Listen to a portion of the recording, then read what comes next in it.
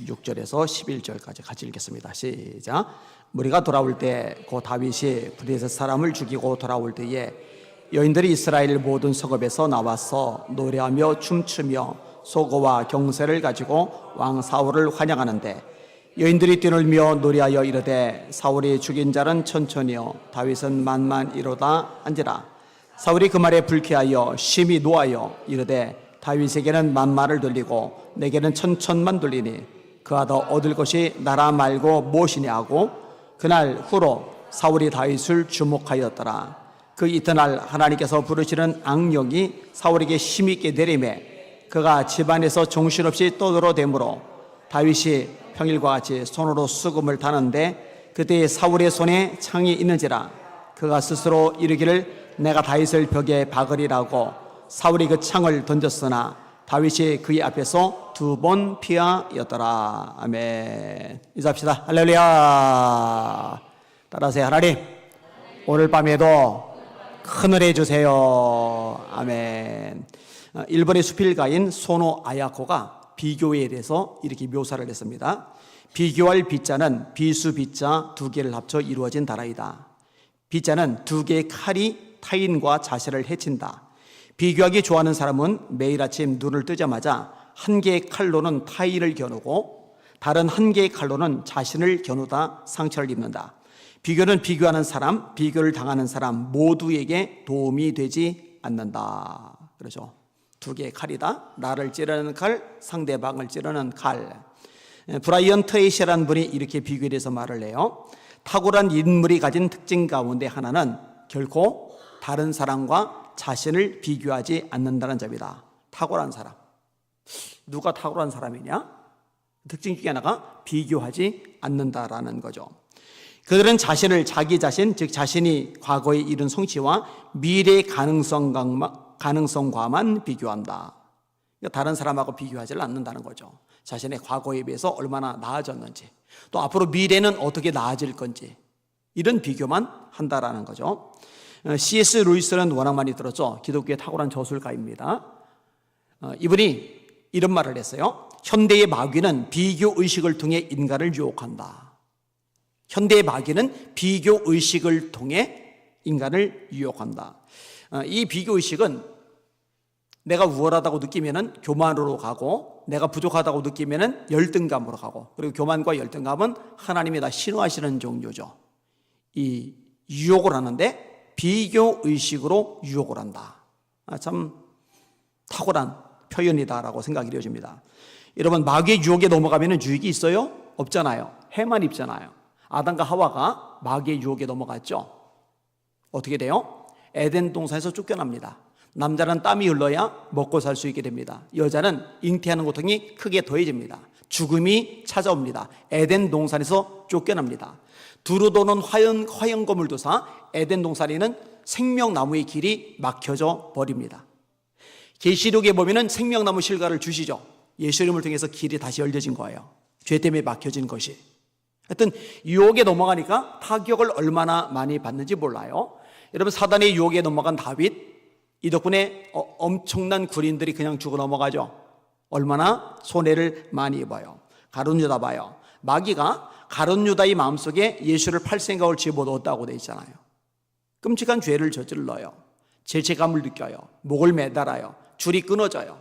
배가 터지면서 창자가 흘러나와요. 이렇게 비참하게 인생을 마감해요. C.S. 루이스의 말대로 현대의 마귀가 비교의식을 통해서 인간을 유혹한다면 이 비교의식에 빠진 사람은 이미 유혹에 빠진 거고 큰 영적 해를 입게 된다. 이게 대전제라고 이해하시면 됩니다. 그래도 혼자만 해를 받는 게 아니라 관계된 모든 사람이 해를 받게 되는 거죠. 설교 제목 따라합시다. 비교는 관계된 모든 사람을 해친다. 오늘 본문 유명한 얘기인데 일단 앞부분을 좀 살펴보겠습니다. 17장으로 가볼게요. 이스라엘과 블레셋 사이에 전쟁이 발생을 했습니다. 1절에서 3절까지 같이 읽습니다. 시작. 블레셋 사람들이 그들의 군대를 모으고 싸우고자 하여 유다에 속한 소고에 모여 소고와 아세가 사이에 에베스 담림에 짐침해 사울과 이스라엘 사람들이 모여서 엘라 골짜기에 진치고 블레셋 사람들을 대하여 진열을 벌였으니 블레셋 사람들은 이쪽 산에 있었고 이스라엘은 저쪽 산에 있었고 그 사이는 골짜기가 있었더라. 나라와 나라 사이의 전쟁, 이스라엘과 블레셋 사이의 전쟁.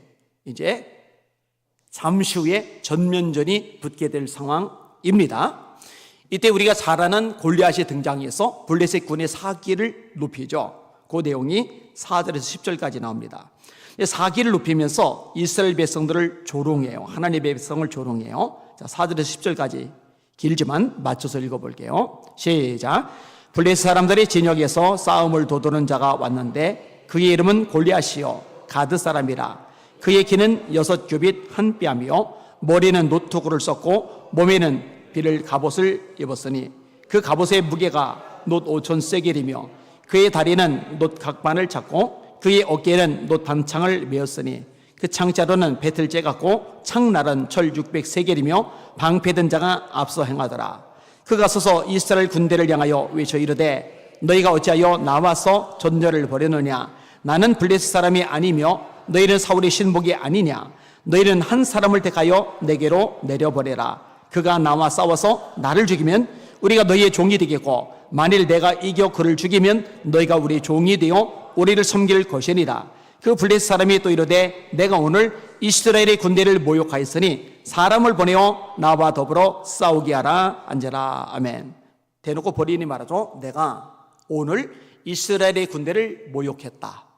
여러분, 하나님의 백성, 하나님의 군대를 모욕하는 것은 하나님을 모욕하는 거라고 그랬어요. 그럼 하나님이 지금 모욕을 당하시는 거예요. 그러면 진짜 하나님의 백성이라면 열정이 있고 하나님을 사랑하는 뜨거움이 있다면 누군가는 분을 내서 나가야 돼요. 그런데 아무도 나서지 않아요. 본인이 골리앗에게 공격받는 게 두려운 거예요. 비겁한 거죠. 자, 겁먹은 모습이 17장 11절에 나옵니다. 같이 읽습니다. 시작. 사울과 온 이스라엘이 블레셋 사람의 이 말을 듣고 놀라 크게 두려워하리라. 자, 비극적이죠. 이때 이 골리앗의 비웃는 소리, 조롱하는 소리를 들었던 인물이 우리가 잘 아는 다윗이라는 말이에요. 20에서 23절까지 읽습니다. 시작. 다윗이 아침에 일찍 일어나서 양을 양 지키는 자에게 맡기고 이새가 명령한 대로 가지고 가서 진영이 이른즉 마침 군대가 전장에 나와서 싸우려고 고함치며 이스라엘과 블레셋 사람들이 진열을 벌이고 양군이 서로 대치하였더라.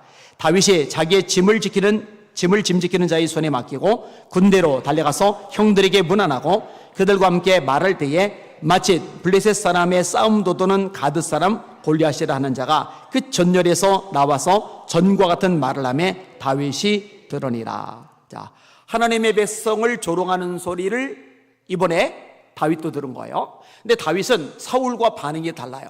다른 장군이나 군인들하고 반응이 달라요. 사울과 다른 군인들은 놀랐다고 돼 있죠. 두려워했다고 돼 있죠. 다윗은 분노를 해요. 하나님의 백성이 조롱당하는 거 견딜 수가 없는 거예요. 이게 수준 차이입니다. 나이는 어려요. 사회적인 배경과 지위는 낮아요. 근데 하나님을 향한 열정은요, 왕보다 나아요. 신하보다 나아요. 장군보다 나아요. 정규 군인들보다 나아요. 어른보다 나아요. 소년인데. 영적 수준은요, 나이하고는 상관이 전혀 없어요. 어려도 영적 수준이 높은 사람이 있고요. 오랫동안 교회를 다녀도 영적 수준이 어린 사람이 있어요. 이 다윗이요, 분노해요. 17장 26절입니다. 시작. 다윗의 곁에서 이런 사람들에게 말하 이르되 이 블레셋 사람을 죽여 이스라엘의 치욕을 제거하는 사람에게는 어떠한 대우를 하겠느냐. 이 할례받지 않은 블레셋 사람이 누구에게 살아계시는 하나님의 군대를 모욕하겠느냐. 하나님을 향한 사랑이죠. 하나님을 향한 열정이죠. 여러분, 이 열정이, 이 사랑이 여러분에게도 있으시기를 예수님의 이름으로 축원합니다. 이 열정이 있어야죠. 거룩한 분노라고 하죠, 이런 걸. 여러분, 다윗이 복음을 전합니다. 데살로니가에도 가요. 베레아에도 가요. 그 다음에 어디로 가요? 그 다음에 간 데가 아데네입니다. 아테네죠. 아테네는 그리스의 수도입니다. 예전에, 그죠? 여기에 누가 유명합니까? 올림푸스의 12신이 유명하죠. 그 외에 잡동사니 신들이 유명하죠. 그러니까 신상들이 많아요.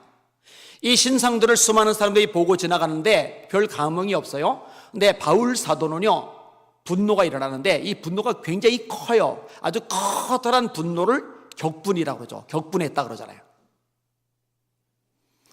사도행전 17장 16에서 17절입니다. 바울이 아덴에서 그들을 기다리다가 그 성에 우상이 가득한 것을 보고 마음에 격분하여 회당에서는 유대인과 경건한 사람들과 또 장터에서는 날마다 만나는 사람들과 변론하니.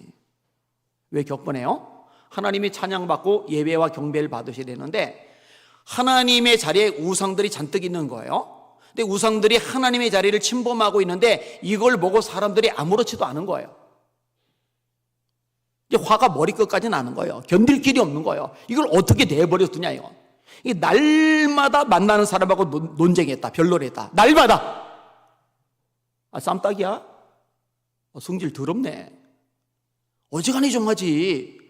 뭐 이렇게 혼자 잘났다고, 혼자 그렇게 의롭다고 날마다 그렇게 막 사람들하고 논쟁하고 난리를 쳐. 왜요? 하나님을 향한 열정이라니까요. 하나님을 향한 사랑이라니까요. 여러분, 하나님의 자리에 엉뚱한 인간이 올라가 있는데 왜 이걸 내버려둬요?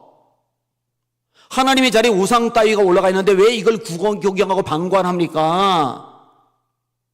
하나님의 자리에 하나님이 아닌 것들이 뻐젓이 폼재고 있는데 왜 이걸 보면서 아무렇지도 않냐고요? 왜 아무 말도 안 하느냐고요? 왜 싸우질 않느냐고요? 왜 변론을 안 하냐고요? 왜 다툼이 없느냐고요? 왜 방관하고 구경만 하고 있느냐고요? 그럼 잘 들으세요. 하나님의 자리에는 하나님만 계셔야 됩니다. 영광과 존귀와 찬양은 하나님 한 분만 받으셔야 됩니다. 여러분, 이게 좀 분명히 될 필요가 있어요. 어거스틴이 마니교하고 어마어마하게 싸우죠. 몬타니즘하고 어마어마하게 싸우죠. 이 기독교의 뿌리 중에 핵심 3명을 뽑으라면은 초기의 바울과 교부시대의 어거스틴과 종교개혁 때 마틴 루터와 이렇게 계보가 쭉 이어져 나가잖아요. 여러분, 그러면 이 3명 다 쌈꾼이에요. 쌈꾼. 쌈딱이에요. 쌈딱. 근데 자기 건드려서 열내는 거예요? 자기 자존심 상하게 가지고 화내는 거예요? 자기 뭔가 좀 손해를 끼쳐가지고 맨날 부딪히는 거예요? 아니에요. 아니라고요. 하나님 때문에. 여러분, 하나님의 백성들이 조롱당하는 것도 안 되고, 하나님의 자리에 피조물이 올라가서도 안 되고, 하나님의 말씀이 훼손돼서도 안 되고, 하나님의 진리가 엉망진창 혼합되는 거, 싱크레티즘도 안 됩니다. 하나님을 향한 열정이 있으시기를 주님의 이름으로 축원합니다. 사랑은 무조건적인 용납이 아니에요. 따라합시다. 사랑은 불의를 기뻐하지 아니하고, 힘차게 사랑은 진리와 함께 기뻐하고. 할렐루야. 자, 다 겁먹고 바들바들 떠는데 혼자서 씩씩거리니까 사울에게 보고가 들어와요. 사울이 호출을 합니다. 그 내용이 31절에서 37절까지 나옵니다. 대화도 이어집니다. 이때도 참 다부져요. 소년인데 어른보다 나요. 자, 31에서 37절 깁니다. 같이 읽습니다. 시작. 어떤 사람이 다윗이 한 말을 듣고 그것을 사울에게 전하였으므로 사울이 다윗을 부른지라. 다윗이 사울에게 말하되 그로 말미암아 사람이 낙담하지 말 것이라. 주의 종이 가서 저 블레셋 사람과 싸우리이다 하니 사울이 다윗에게 이르되 네가 가서 저 블레셋 사람과 싸울 수 없으리니 너는 소년이요 그는 어려서부터 용사임이리라. 다윗이 사울에게 말하되 주의 종이 아버지의 양을 지킬 때에 사자나 곰이 와서 양떼에서 새끼를 물어가면 내가 따라가서 그것을 치고 그 입에서 새끼를 건져내었고 그것이 일어나 나를 해하고자 하면 내가 그 수염을 잡고 그것을 쳐 죽였었나이다. 주의 종이 사자와 곰도 쳤은즉 살아계시는 하나님의 군대를 모욕한 이 할례 받지 않은 블레셋 사람 이리가 그가 그 짐승의 하나와 같이 되리이다. 또 다윗이 이르되 여호와께서 나를 사자의 발톱과 곰의 발톱에서 건져내셨은즉 나를 이 블레셋 사람의 손에서도 건져내시리이다. 사울이 다윗에게 이르되 가라 여호와께서 너와 함께 계시기를 원하노라. 아멘. 한번 따라합시다. 내가 싸우겠나이다. 다 뒷짐지고 있으면 안 돼요. 한 명은 나서야죠.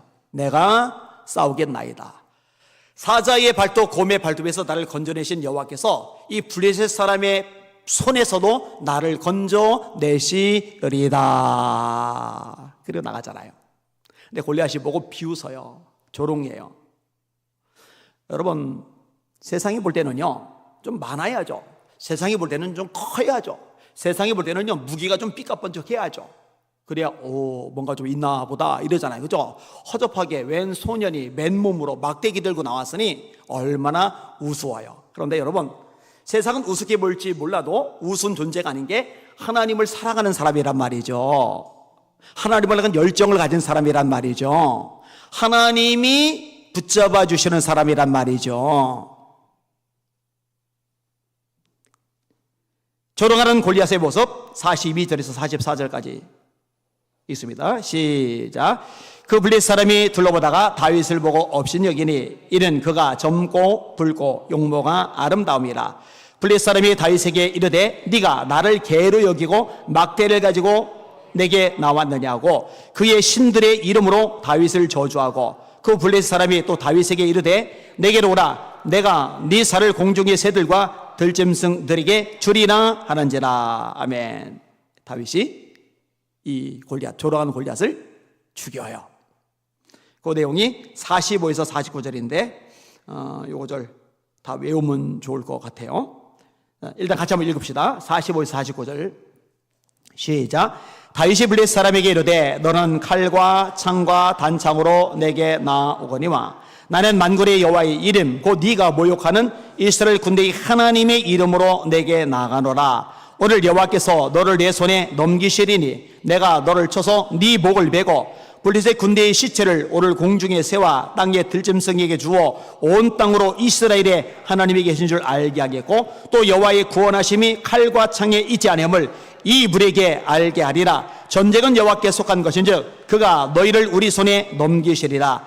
블레셋 사람이 일어나 다윗에게로 마주 가까이 올 때에 다윗이 블레셋 사람을 향하여 빨리 달리며 손을 주머니에 넣어 돌을 가지고 물매로 던져 블레셋 사람의 이마를 치매 돌이 그의 이마에 박히니 땅에 엎드러지니라. 아멘. 전에 설명했죠. 다윗이 던진 돌이 골리앗의 이마에 박혔는데 다윗의 팔 힘이 아니라고 그랬어요. 이 두개골이 워낙 단단하기 때문에 사람의 팔 힘으로 던진 돌은 박힐 수가 없다고. 그죠? 맞고 튀겨나가죠.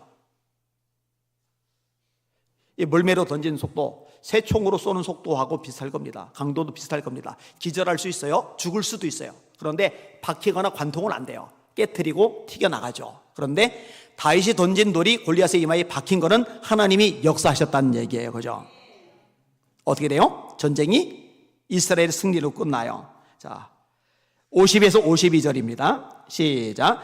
다윗이 이것이 몰매와 돌로 블레셋 사람을 이기고 그를 쳐 죽였으나 자기 손에는 칼이 없었더라. 다윗이 달려가서 블레셋 사람을 밟고 그의 칼을 그 칼집에서 빼내어 그 칼로 그를 죽이고 그의 머리를 베니 블레셋 사람들이 자기 용사의 죽음을 보고 도망하는지라. 이스라엘과 유다 사람들이 일어나서 소리 지르며 블레셋 사람들을 쫓아 에그론 성문까지 이르렀고 블레셋 사람들의 부상자들은 사라임 가는 길에서부터 가드와 에그론까지 엎드러졌더라. 아멘. 가드, 에그론은 블레셋 땅입니다. 그러니까 지금 이스라엘 백성들 향해서 블레셋 사람들이 쳐들어온 건데 골리앗이 죽으면서 이스라엘 백성들이 거꾸로 이렇게 역추격을 한 거죠. 그래서 블레셋 땅까지 간 거예요. 그래서 가드 땅, 에그론 땅까지 가서 거기서 죽은 거예요. 자기네 땅에서. 치열한 전투는 지금 어디서 벌어진 거예요? 이스라엘 땅이 아니라 블레셋 사람의 땅에서 발생한 거예요. 이해되신 분들만 아멘 해줬죠. 근데 재미있는 구절이 있는데 이스라엘과 유다 사람들이 일어나서 주저앉아 있던 백성들, 겁먹던 백성들, 도망가던 백성들이 일어나서 누구 때문에? 다윗 때문에. 애초에 다수를 통해서 하나님이 역사하시는 게 아니에요. 이건 성경 창세부터 계시록까지 읽어봐요. 하나님 다수의 군종을 통해서 역사를 움직이셨는지 그런 예가 있는지 찾아보라고요. 자꾸 숫자 우상에 빠져가지고 숫자 목을 매는데 이 바보 천치 같은 짓을 반복하는 겁니다. 여러분, 하나님을 향한 열정을 가진 사람, 사랑을 가진 사람, 하나님께서 함께 하시는 사람 소수를 통해서라도 하나님이 크고 놀라운 일을 이루십니다. 승리를 이루십니다. 기적을 행하십니다. 그런 사람이 되는 게 중요한 거예요. 백성들을 일어나게 만든 인물이 누구냐? 정규 군인도 아닌 아버지 신부로 전쟁터에 와본 다윗이라는 소년이었다는 거, 의미심장합니다. 그 다음에 이제 다음 장으로 넘어가는 거예요. 전쟁에서 이겼으니 이제는 개선행진이 벌어져. 이 개선행진이 벌어지니까 그 중심에는 사울 왕이 환영을 받죠. 자, 다음 장 오늘 본문입니다. 6절을 읽습니다. 시작. 무리가 돌아올 때 곧 다윗이 블레셋 사람을 죽이고 돌아올 때에 여인들이 이스라엘 모든 성읍에서 나와서 노래하며 춤추며 소고와 경쇠를 가지고 왕 사울을 환영하는데, 여러분 왜 왕 사울을 환영하죠? 사울이 국가 지도자니까, 사울이 모든 백성들의 대표 인물이니까. 그러니까 왕을 환영하는 건 당연한 거예요. 이거 하등에 이상이 없어요. 자, 이게 환영이에요. 초점은 사울 왕이에요. 그런데 실제로 이번 전쟁에서 굉장히 중요한 역할을 한 인물은 다윗이죠. 이 다윗에게 초점이 맞춰지는 것은 이것도 역시 당연한 거예요. 여자들이 노래를 불러요. 그 노래의 내용이 7절입니다. 같이 읽습니다. 시작. 여인들이 뛰놀며 노래하여 이르되 사울이 죽인 자는 천천히요 다윗은 만만이로다 한제라. 아멘. 자, 이런 상황에서 그릇이 큰 사람과 그릇이 크지 않은 사람의 차이점이 드러나요. 그릇이 큰 사람은 맞아, 이번에는 다윗이 박수를 받아야 돼. 맞아. 이번에는 다윗이 조명을 받아야 돼. 다윗 너 아니었으면 내가 왕 자리가 위태했지. 다윗 너 아니었으면 나라가 끝장날 뻔했지. 다윗 너 아니었으면 우리 수많은 젊은이들이 살해당할 뻔했지. 골리앗이 죽어 넘어가는 바람에 적들이 사기가 완전히 죽어 넘어가고 도망가는 뒤를 추격하면서 공격하니까 우리는 피해가 거의 없고 적들만 대고 죽어 넘어갔지. 그래, 오늘은 다윗의 날이야. 흐뭇하게 아빠 미소를 지으면 요거는 큰 그릇이죠. 큰 그릇. 여러분, 메가더 장군이 인천 상륙작전을 성공으로 이끌잖아요. 5,000분의 1 확률밖에 안 되는데, 이때 전 세계의 관심이 메가더 장군에게 막 집중됩니다. 그때 트루먼 대통령이요, 저것 봐라, 내가 대통령인데 쥐까진 놈이, 장군 놈이 전 세계의 관심을 받아, 언론의 조명을 받아, 저거 안 되겠네, 잘라버려야지, 이러지는 않는단 말이에요. 대통령 입장에서 야, 천만다행이다, 이 메가더 장군 이번에 정말 역할 잘했다, 이게 맞단 말이에요. 이게. 근데 사울이요, 심사가 뒤틀려 버리는 거예요. 왜? 비교의식이 들어가 버렸거든요. 8절 보세요. 시작. 사울이 그 말에 불쾌하여 심히 노하여 이르되 다윗에게는 만만을 돌리고 내게는 천천만 돌리니 그가 더 얻을 것이 나라 말고 무엇이냐 하고, 비교를 하니 시기와 질투가 막 부릴 듯 일어나요. 시기와 질투가 부릴 듯 일어나니까 이제 바라보는 시각이 흐뭇한 아빠 미소가 아니라 고가운 거죠. 저거 봐라, 저놈 봐라. 9절 보세요. 시작. 그날 후로 사울이 다윗을 주목하였더라. 이 주목은 좋은 면에서, 긍정적인 면에서 관심을 기울이는 게 아니에요. 이 트집 잡으려고, 깎아내리려고, 건수 잡으려고 지금 관심을 기울이는 거예요. 굉장히 안 좋은 거죠. 그 다음 절에 보니까 그 이튿날이에요. 마귀가 틈타요. 이 비교식은 마귀가 틈타기 딱 좋은 통로이죠. 10절 11절 있습니다. 시작. 그 이튿날 하나님께서 부르시는 악령이 사울에게 힘있게 내리매 그가 집안에서 정신없이 떠들어대므로 다윗이 평일과 같이 손으로 수금을 타는데 그때 사울의 손에 창이 있는지라 그가 스스로 이르기를 내가 다윗을 벽에 박으리라고 사울이 그 창을 던졌으나 다윗이 그의 앞에서 2번 피하였더라. 자, 악령이 사울에게 임했는데 임한 첫 번째 이유는 성령님이 떠나셨기 때문이죠. 성령님이 떠난 그 마음 가운데 비교의식이 뿌리를 내려요. 이 비교의식 속에서 시기와 질투가 아주 맹렬하게 작용을 해요. 여기 이제 악령이 역사하기 좋은 토양이 마련이 되는 거죠. 거기에 이제 강력하게 뿌리를 내려버리는 거예요. 이게 이제 주목에서 넘어가요. 이 감정이 이제 구체적인 반응으로 나온 거예요. 감정이 구체적인 반응으로 나오는 방법은 말과 행동입니다. 말과 행동. 공격적이 되는 거예요. 여러분, 다윗에게 창을 2번 던졌죠. 용기 피해서 살았어요. 근데 목숨을 헤었는데, 여러분, 미움은 예수님의 말씀에 의하면 살인이라고 말합니다. 형제를 미워하는 자는 이미 마음에 살인하였느니라. 똑같아요. 여러분, 성령 충만한 상태예요? 악령, 마귀 충만한 상태예요? 잘 들어요. 비교의식은 마귀가 들어가기 딱 좋은 통로라는 것, 문을 활짝 열어놓는 방법이라는 거, 이거 절대로 놓쳐서는 안 됩니다. 이 마귀가 틈타니까요, 분별력을 잃어요. 분별력을 잃으니까요, 그냥 나라를 구한 인재임에도 불구하고 제거해가겠다는 이 생각밖에 안 드는 거예요. 자신에게도 해가 되는 거죠. 다윗에게도 해가 되는 거죠. 국가적으로도 해가 되는 거죠. 비교의식은 모든 사람에게 해를 끼쳐요. 아주 안 좋아요. 여러분이 결심하고 또 결심할 것이 있는데, 비교하지 말자, 이거 결심하셔야 돼요. 여러분 자신과 다른 사람들 비교하지 마세요. 다시 말합니다. 여러분 자신과 다른 사람들 비교하지 마세요. 자꾸 비교를 해요. 제가 성령님 받고 나서, 충만하고 나서 버린 것 중에 하나가 뭐냐면 집안을 비교하는 거예요. 저는 저희 집안에 대해서 자신이 없었거든요. 경제력도 비교를 하죠. 그죠? 나는 6개월에 한 번 떡볶이 사 먹기도 힘든데 쟤들은 어떻게 거의 매일 떡볶이를 사 먹을 수가 있지? 놀랍잖아요. 나는 계란 하나도 6개월에 한 번 먹기가 힘든데 여동생만 어쩌다 한 번씩 밥 밑에 날달걀 넣어서 거기다 간장 넣고 이렇게 비벼서 먹는데, 아니 이 날달걀 하나도 6개월에 한 번 먹을까 말까 하는데 저 집에는 계란이 아니고 소세지에다가 계란을 덮어가지고 그거를 붙여가지고 가져와요.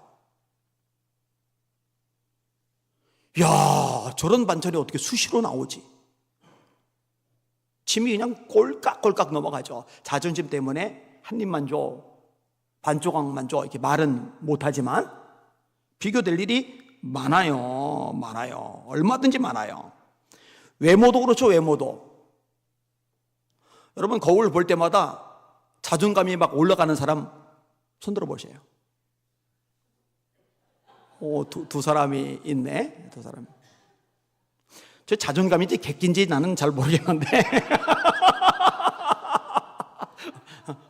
혹시 거울 볼 때마다 자존감이 완전히 곤두박질 치는 사람 손 들어 보세요. 이 얘기도 제가 있죠. 제가 어릴 때 제 외모에 대해서 자신감이 있었어요? 아니면 자신감이 없었어요? 없었다고 그랬잖아요. 왜냐면은 입은 튀어났고 코는 낮고, 제 치아를 보면은 불완전 치아인데 이게 좁아요. 좁은 상태로 치아 개수는 똑같으니까요, 삐뚤빼뚤 완전히 엉켜버렸어요. 그래서 이렇게 하고 겨울 들여다보면요 골치 아파요. 우리 애들은요 치아를 뺐어요. 몇 개씩 빼니까는 이제 균열하게 잡히더라고요. 고생을 많이 했죠. 이마는 좁죠, 눈은 작죠. 그러니까 제가 외모 콤플렉스가 상당히 있었어요. 그런데요 지금은 당연히 없죠. 벗어난 지가 꽤 됐죠. 하나님은 외모를 보지 않고 중심을 보시니까. 어제 국회의원회관 대회의실에서 심화봉 목사님이 제작한 다큐 영화를 봤어요. 잘 만들었더라고요. 울컥울컥 하면서 이제 봤어요.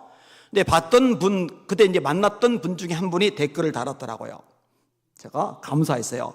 존경하는 안희한 목사님, 시사회장에서 만나 뵈서 너무 반갑고 좋았습니다. 실제로 뵈니, 실제로 제 얼굴을 본 건 처음이었던가 봐요. 실제로 뵈니 화면보다 훨씬 잘생기셨어요. 한 번 더. 실제로 뵈니 화면보다 훨씬 잘생기셨어요. 아, 이분이 영안이 열리셨구나. 내가 이런 소리를 듣는 날이 다오다리. 이제 외모가 실제로 잘생긴 건 아니죠. 얼굴은 어차피 오밀조밀 똑같은데 풍겨지는 이미지가 그래도 이제 봐줄만한 상태로 변한 거죠. 여러분, 자신과 남 비교할 필요 없어요. 그 다음에 자기 배우자를 남의 배우자하고 비교하는 짓 절대로 하지 마시길 바랍니다. 제가 희한한 게요, 아내보고도 얘기를 했는데, 제가 가깝게 지내는 목사님들의 사모님들 중에 능력자들이 많아요. 내일 이제 만나기로 한 목사님이 계시는데, 이 목사님이 개척을 하셨어요. 뒤늦게. 근데 개척을 하셨는데 교회에서 행사를 큼직큼직하게 막 계속 열어요. 이해가 안 가요. 거기가 월세가 세요. 월세 관리비에서 한 달에 700만 원 정도씩 나가요. 개척교회인데. 근데 행사 한 번씩 열 때마다 비용도 들어가거든요. 이거 대체 어떻게 되는 거야? 그래서 제가 대놓고 물어본 적이 있어요. 목사님 개척교회잖아요. 지금 개척한 지 몇 년 안 됐잖아요. 근데 행사를 어떻게 그렇게 열어요? 어떻게 이게 가능해요? 했더니 사모님이 사업을 하신대요. 사모님이 한 달에 교회 헌금하는 게 기본 한 1,000만 원 이상이래요. 그러면 월세하고 행사비고 뭐고 문제가 안 되겠더라고요. 목사님이요, 잘 베푸세요, 이렇게. 알고 보니까 사모님 카드인 것 같아요, 그게. 이런 사모님들이 생각보다 많은 거예요. 여러셔. 그래서 그런 얘기를 했더니, 목사님, 나도 그럼 일 나갈까요? 그래서 일 나가지 말라고 했어요. 나가면 안 되겠죠. 특별히 여자들이 자기 남편을 친구 남편하고 이제 비교를 하면서 문제가 발생을 하죠. 못마땅한 거죠. 짜증나는 거죠. 무능력 가다가 생각나는 거죠. 죄송해요. 좀 거칠게 말할게요. 바보 천치 같은 짓을 하는 겁니다. 아이들을 비교하지 마세요. 엄친아가 뭔지 알죠? 엄친아. 완벽한 거예요. 공부도 잘하고 운동도 잘하고 성격도 좋고 순종도 잘하고 모자란 게 전혀 없어요. 아주 완벽한 아이. 엄친아. 엄마 친구의 아들. 야 임마, 엄마 친구 그의 아들은 어찌되는데 이걸 뭐라고 그래요? 비교. 애들이 가장 싫어하는 게 두 가지가 있는데, 첫 번째가 공부해라. 두 번째가 야 걔는 이렇더라. 이게 통계적으로 나왔더라고요. 애들 설문조사를 했는데 공부해라. 이게 정말 듣기 싫어한대요, 애들이요. 그 다음에 누구는 어떻더라. 이 비교하는 말 정말 듣기 싫어한대요. 아니, 애 보고 공부하라고 다고치는 엄마, 자기는 학교 다닐 때 꼴찌했잖아. 그 애 공부 못한다고 뭐라고 해요? 왜? 자기 머리에서 나온 애가 그건 당연한 거잖아. 당연한 거. 근데 그거를 받아들이질 못하는 거예요. 자기 자신을 먼저 인정을 해야지. 여러분, 아이들 자체로 존귀한 겁니다. 격려받고 지지받고 사랑받고 용기를 북돋아주고, 이게 부모의 역할입니다. 잊지 마시기를 주님의 이름으로 축원합니다. 교회도 비교하면 안 돼요. 목사님들이 서로 교회를 비교한다. 이거 진짜 바보 천재 같은 짓입니다. 큰 교회, 작은 교회, 사람이 많은 교회, 적은 교회, 판공비 센 교회, 없는 교회, 이거 뭐하러 비교를 해요? 왜 그 바보 같은 짓, 왜 그렇게 부질없는 짓을 해요? 아등에 쓸데 없어요. 하나님께서 사명 감당할 자리라면 그 어디든지 감사함으로 역할을 감당하면 되는 거예요. 이거 잘못된 겁니다. 여러분, 제가 기본적인 것만 얘기했어요. 자기 자신을 비교하지 말아라. 배우자를 비교하지 말아라. 자녀들을 비교하지 말아라. 교회를 비교하지 말아라. 근데 이거 말고도 많은 것들이 있어요. 여러분, 비교의식에서 벗어나시기를, 비교의식을 극복하실 수 있기를 예수님의 이름으로 축원합니다. 마가렛 미첼이라고 유명한 작가가 있죠. 작품을 써내려가요. 이제 거의 완성 지점입니다. 근데 조금만 더 쓰면 완성이 될 시점인데요. 누가 책을 보내왔어요. 그 책이 뭐냐? 스테반 빈센트라는 사람이 남북 전쟁을 기록한 책이에요. 존 브라운의 시신이라는 책입니다. 근데 스테반 빈센트의 책을 읽는데, 책을 잘 쓴 책이거든요. 이 책을 읽으면서 자기가 쓴 원고하고 계속 비교가 되는 거예요. 그러더니 절망감이 밀려요. 그래, 책은 이렇게 써야 됐는데 내 책은 틀렸어. 그래서 조금만 더 쓰면 완성인데 포기를 한 거예요. 벽장 속에 집어 넣었어요. 다행히 불사르지는 않았어요. 근데요, 다행히 주변에 지인 중에 지혜로운 사람이 있었어요. 충고를 적나라하게 해줍니다. 이것은 당신 자신을 남과 비교하기 때문에 그렇게 된 겁니다. 왜 비교합니까? 그러지 마세요. 성공은 당신이 당신 자신의 잠재력을 얼마나 발휘하느냐에 따라 측량되는 것입니다. 그런 생각 위해서 노력하시고 나머지는 잊어버리세요. 내가 필생의 노력을 기울여서 썼던 책 그 자체로 가치 있는 건데, 이 책보다 못하지, 이 책보다 못 썼지, 그러면 이 세상에 내놓을 만한 의미가 있을까? 왜 비교를 안 하냐고 하는 거죠. 그럴 필요 없다는 거죠.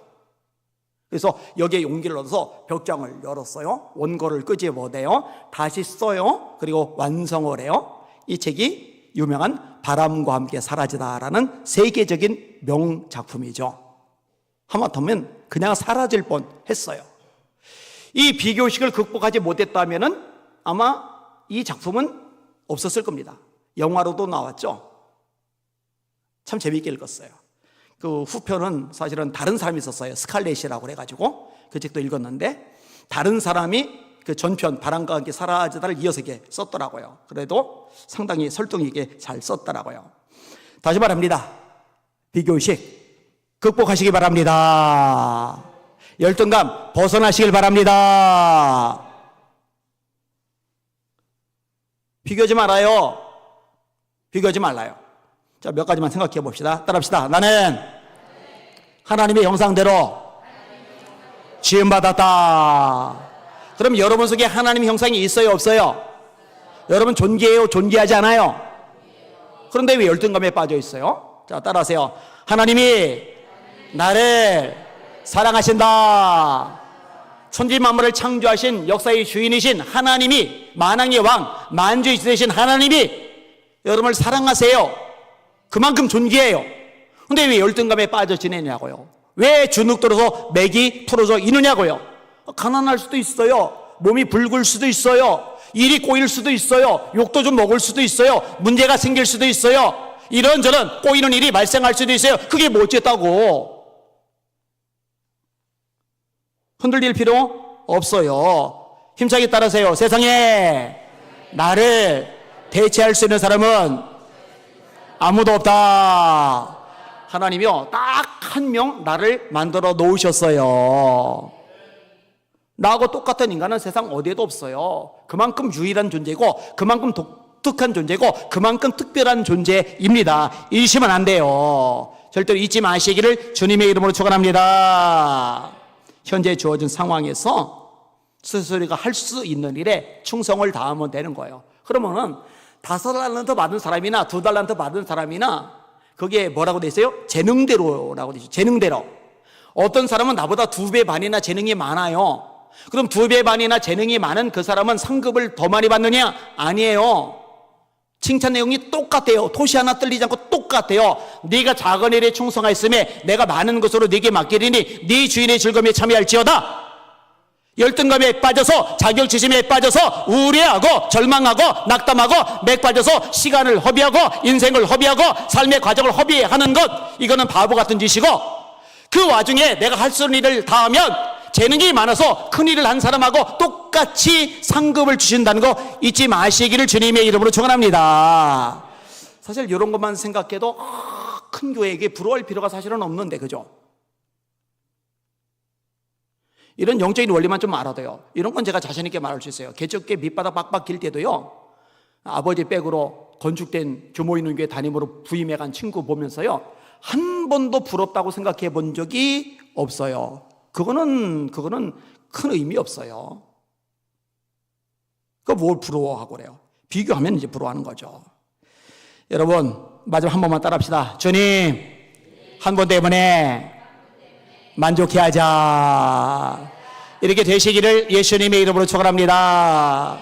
찬송가 있잖아요. 높은 산이 거친 들이 초막이나 궁궐이나 내 주 예수 모신 곳이 그 어디나 하늘나라 할렐루야 찬양하세. 내 모든 죄 사함받고 주 예수와 동행하니 그 어디나 하늘나라.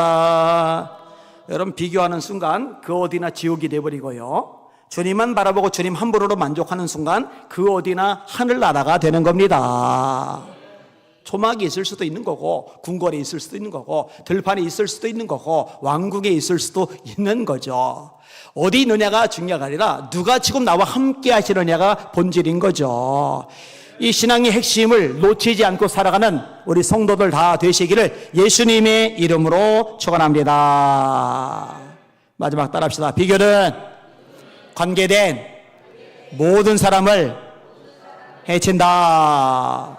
여러분들로 비교하지 마시고 여러분 자녀들도 비교하지 않는 아이들도 키우세요. 자기 자신에 대해서 건강한 아주 밝은 긍정적인 자상을 가진 자녀들을 키우세요. 그게 잘 키운 거예요. 여러분 남들 보기에 연봉 좀 세도요, 남들 보기에 명문대학 들어가서도요, 비교식이 자리 잡으면요 연봉 더 센 사람이 있잖아요. 더 좋은 명문대 나온 사람이 있잖아요. 또 열등감, 시기, 질투, 이거 평생 이 마음속에 폭풍 풍랑이 끓이지 않아서요 불행해요. 인생 맨날 허우적거리다가 맞춰요. 근데 스스로 자족할 줄 아는 사람, 건강한 자아상을 가진 사람은 그냥 하루하루 행복하게 살아갈 수가 있는 거예요. 기쁘게 감사하게 살아갈 수가 있는 거예요. 여러분들이 그렇게 되시고 여러분 자녀를 그렇게 세워나가시고 우리에게 다음 세대를 이렇게 키워나가는 살아있는 교회가 되기를 예수님의 이름으로 축원합니다. 아멘.